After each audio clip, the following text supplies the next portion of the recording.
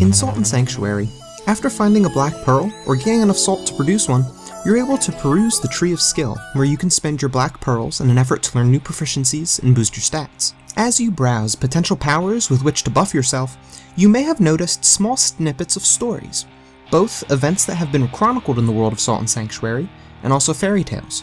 Here in this short series, I'll present these stories for you, compiled in their intended reading order, as they can provide great insight into the overarching story of Salt and Sanctuary. Cyberphile proudly presents Salt and Sanctuary, Stories from the Tree of Skill. The Burning Clouds. What follows is the prophecy of burning clouds, a vision of Kira the Blind, seer of Kenzan Green Farm, a village in the region of Livin. When the world burns, it will not be by the hands of kings or gods or demons, but by the hand of a shunned assassin. His station would be that of a servant in scullery, and his days and nights would be spent scrubbing pans and poisoning rats. And he would meet death early, but not by ordinary means. He would be waylaid by bandits and sold as property to a sorcerer of blood magic.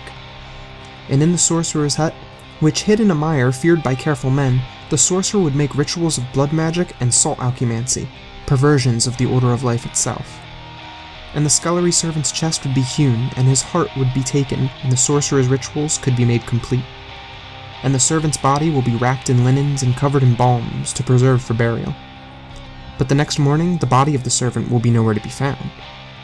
Spirits of the sea will have rescued him, and have brought him to the sea, and have exchanged dead salt for living salt, so that his life will be made new, though his heart will be gone still.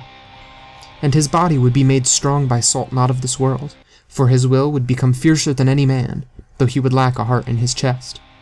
And in undeath, by salt not of this world, he would gain mastery of blade and body. And he would shed his name, knowing only vengeance and justice. Though he would have neither practiced nor studied, in undeath he would become swifter and more deadly than the most decorated Tristini swordsman.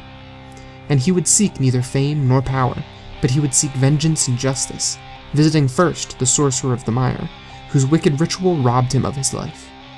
And though he would be of Tristan, he would wield the tachi of his ancestors' ancestors, a blade of masterful craftsmanship. So in night he would visit death upon the sorcerer of the mire, setting fire to his hut and the grim things it held.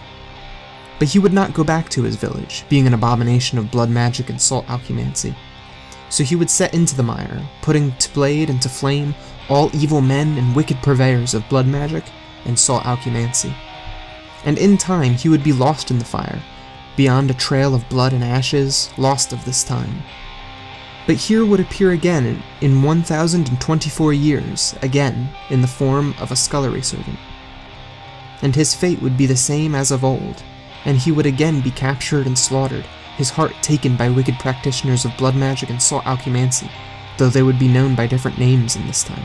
And in this time, he will have a sister, not of blood, and she will become enthralled by blood magic and salt alchemancy, and he will slay her in battle. And in this time, the practitioners of blood magic and salt alchemancy will have enthralled most men, having built towers of metal and light that capture fire and sky.